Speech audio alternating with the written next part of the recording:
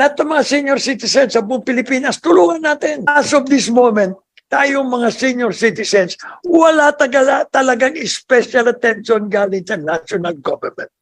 Wala, tayo-tayo lang. I think it's about time we come out with a resolution that the government should support the programs of the senior citizens. Bago tayo magpatuloy, huwag kalimutang mag-subscribe sa aking channel.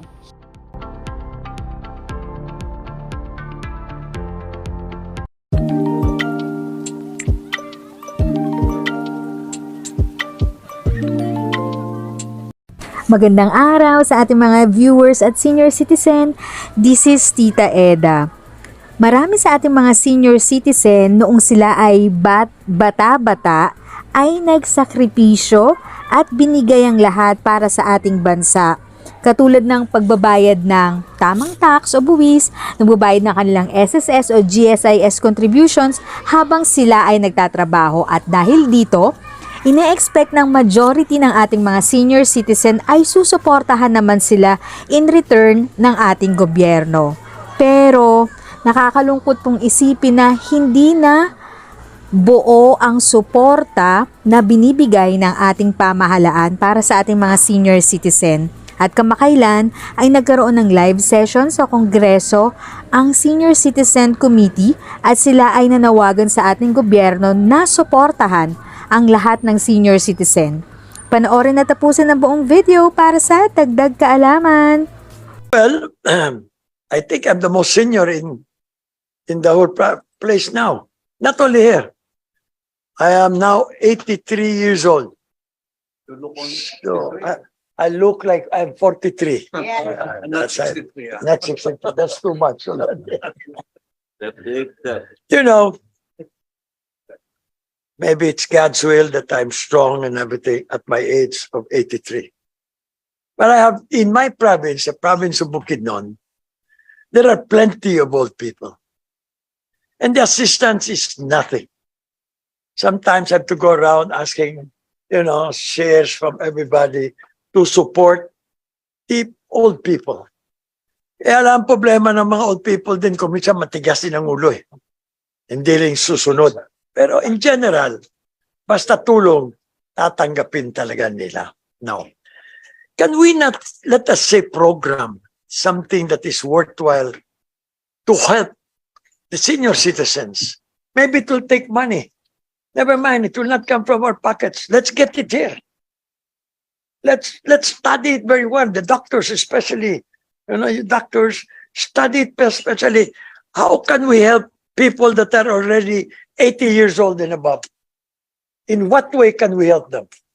Why not?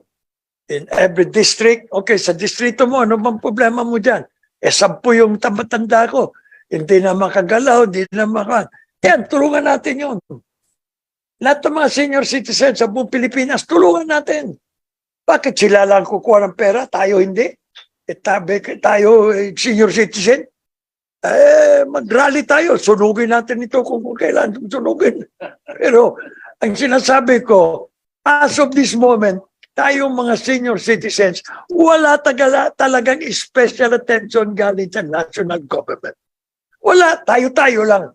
I think it's about time we come out with a resolution that the government should support the programs of the senior citizens until they die. Then that's it. After that, we do not have to meet anymore. Basta garantisado nila. Now, ang problema lang, ang senior citizens, ganito. Anong taon ba ngayon ikaw pwede maging membro sa kanang grupo sa senior citizens? From what age do you consider? 70? 80? 60? Right now is 60. 60 nga, malakas pa eh. 70, malakas-lakas pa, pero pwede na masama. 80, malakas hindi na, mahina na eh. Mahina na. Ang iba, pero ako, 80 ako, pero malakas pa rin. Malakas pa rin. Gumaganon pa rin ang kwan, ang paa, ang kamay lang. Kamay lang.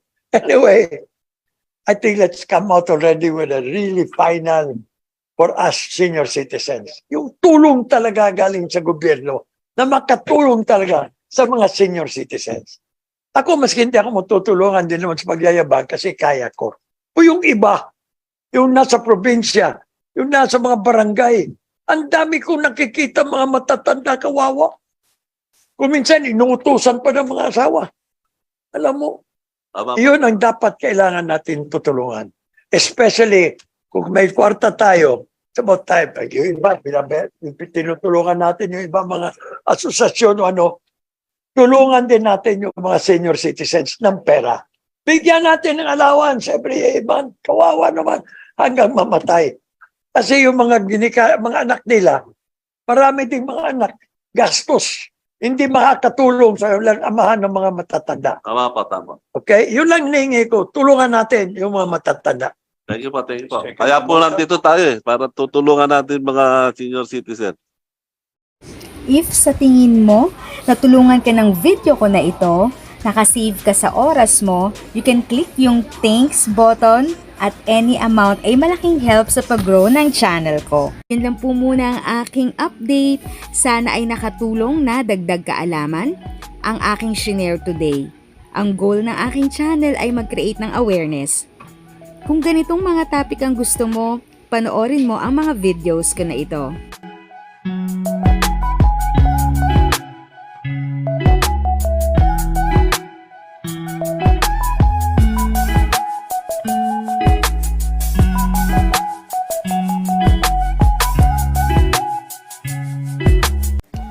Thanks for watching! Kung may kapamilya, kaibigan o kakilala sa tingin mo ay magiging interesado sa video, please share or tag sila sa comment section. At syempre, if nagustuhan mo ang video, i-like mo na ito at subscribe ka na din. As always, feel free to write your questions, comments, and opinions respectfully. And continue to be a blessing and stay safe!